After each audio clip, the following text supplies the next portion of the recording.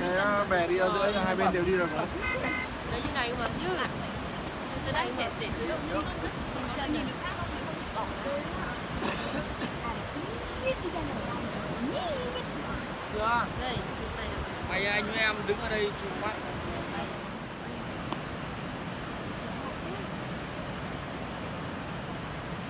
Ngã không đây không chết chỉ gãy tay gãy chân thôi nhưng mà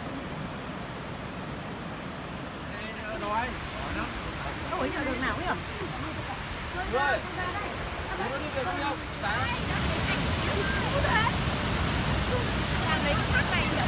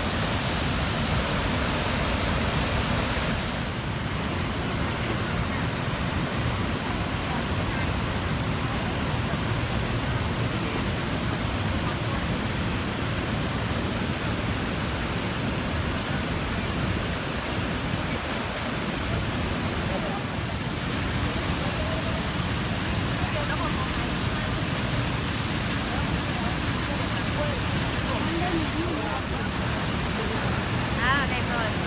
Xiên. Đây.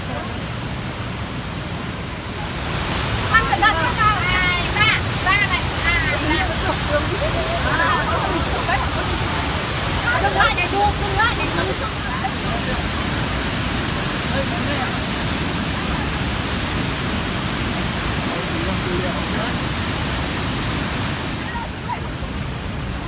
Quân giải phóng.